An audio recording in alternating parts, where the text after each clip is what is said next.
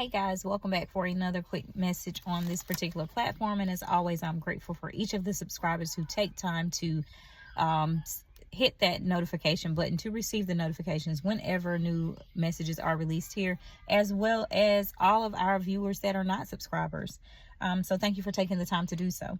And so our verse for the week is none other than Hebrews 11:1, which reads, "Now faith is the substance of things hoped for and the evidence of things unseen." And so as you go through the remainder of your week, please let that be your focal point. Don't lose hope. Keep the faith and make sure that you are seeking our Father daily for the communication that you need for whatever your needs are. And so today's subject matter is none other than creating a fantasy in our head and what that looks like, why it's important for you to not live in a life of a fantasy.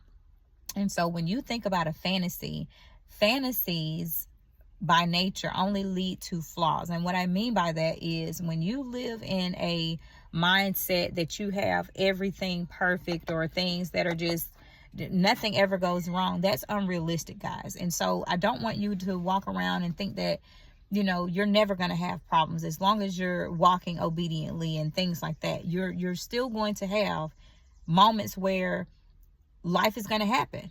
Things that are uncertain, things that are unplanned for are going to happen. And so no fantasies, only flaws. And the title of this message gave me several different key points to share with you guys when I was seeking our Father in prayer. And so the first point is fantasies equate to a lifetime of dreams without reality, while flaws teach us to use life lessons as stepping stones. And the verses that I was given was 2 Samuel chapter 8, 1 through 14. So I encourage you to read that if you don't know what that's entailing or about. And it's an account of all of the different aspects of David and the battles that he won. And so each time he was with him. And so we're going to look at those particular instances and break that down. And so the next key point is there's a connection to the lessons we endure in life. Each moment is teachable. Each day offers a piece of thread which allows our connected pieces to be woven together. And so just like with the beautiful depiction of David and his entire life, we know that David was someone that was after, our Father in Heaven's own heart. And so not only did he do all of these great things before he was even anointed to become king, but he also went on to do great things. And not saying that he didn't have uncertainties or unwarranted behaviors that occurred throughout the course of his actual life, but it was what he chose to do in those moments that allowed him to keep his footing, to stay grounded. And so, like I said, in his preparation, a lot of these areas were what was preparing him to be great. It prepared him for the next phase. And so the first thing that, you have to make mention of is it was preparing him in his preparation of tending sheep and battling bears and lions to preserve the family's livelihood. Because you have to think, during the time when he was actually battling these lions and the bears, what was taking place was, at the time, this is basically like you having a safe for your finances. If you keep cash on hand, you know that if a robber were to enter into your territory and to take your things, now you don't have the financial resources that you would necessarily need to be able to care for whatever that financial resource was put aside for. And so with with the sheep and him going after the lions and bears, it was because they were stealing his flock. And so the flock was providing his family with income. That was their source of income. They may have sold them for their meats or their sheepskin. They may have sold them for their wool. They may have utilized them for their wool. We don't know. We don't have those specifics. But at the same time, we do know that this was something that was common during that period of time, and biblically speaking. And so you have the preparation of tending the sheep and battling bears and lions to preserve the family's livelihood. The preparation of his greatest battles, as he, had to face many. And so all of those aspects of him tending the sheep, learning how to battle, not being fearful of something, making sure that you go back and you take it. It's mine. So I'm not allowing you to come in and just take it. And so that is what he was in preparation for. And so if he had lived in this fantasy world that says, hey, no, nobody's ever going to step foot on my land. There's never going to be an occurrence where I have to brace myself and battle someone to take what's mine or defend it.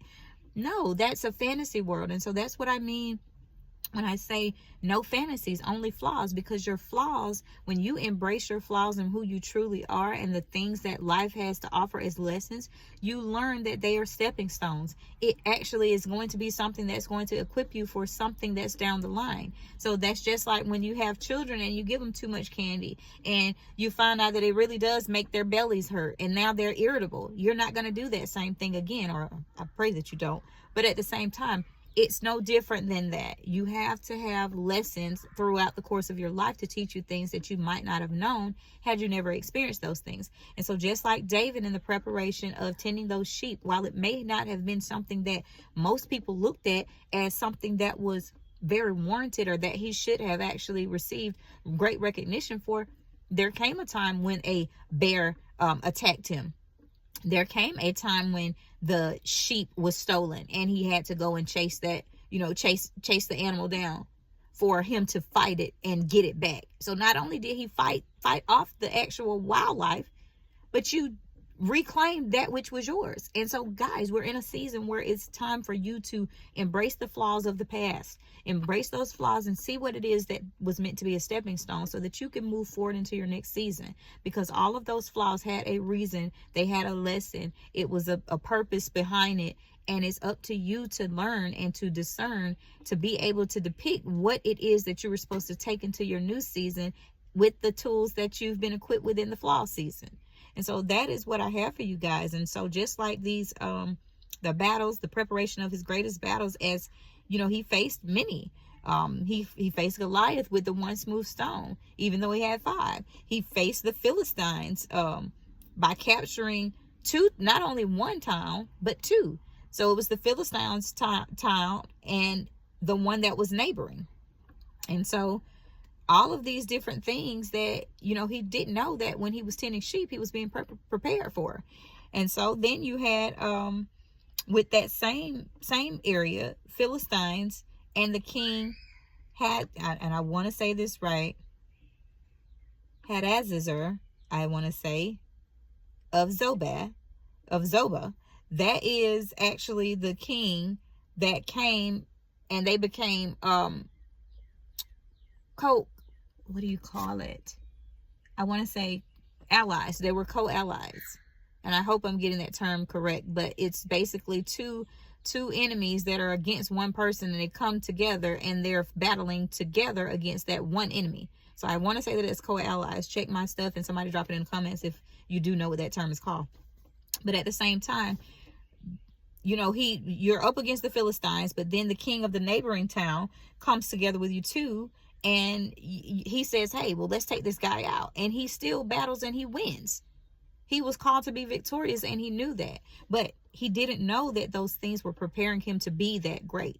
And so just like you don't know that you were in preparation all those seasons, that you had all of those different things that seemed so hard and so mundane. You didn't understand why you were having to learn these things. You don't understand why you were having to be called to the wilderness. You don't understand why you had to go through so many hardships and come up with solutions where it seems like you helped everybody else, but now no one's there to help you. Well, you may have been called to be that person that is going to provide the solutions for everyone.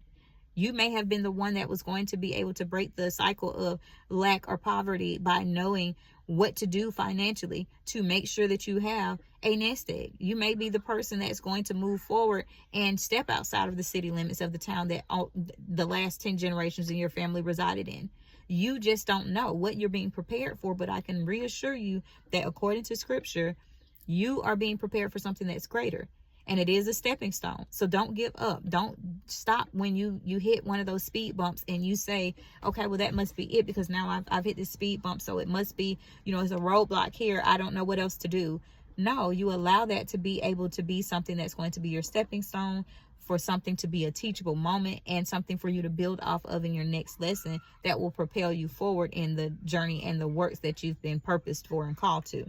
And so each time, and then after this account, he went to Damascus, which is the Syrian kingdom, who tried to help And the Syrian kingdom tried to help Damascus. So every time someone was battling against him, there always had to be two. They knew who he was. They knew how great of a warrior and a platoon leader that he was. You know, here you are, chief officer, and you're the you know, you have these troops, and your strategy is there because you've been equipped with this.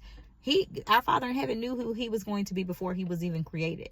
And so with that, they didn't know until he started battling, and now you're winning all of these battles. So now everybody is, they know. When you hear David, are you talking about that little dude that used to, you know, tend the sheep?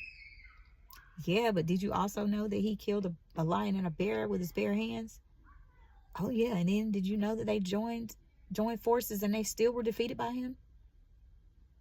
It's every time he was faced in a battle, it seems like there were more than enough people to be able to be, you know, if you just look at it simplistically, it should have been that they won without any type of wavering. But yet and still, he defeated them because he was called to be that great, just like you're called to be this great. And so don't give up. Don't give up, but stop living in the fantasy mindset where you think that nothing of this caliber can happen, because you're not perfect. You're going to go through things. You're going to go through experiences. You're going to have to be able to take the lessons for what they are and use what you need from them to grow.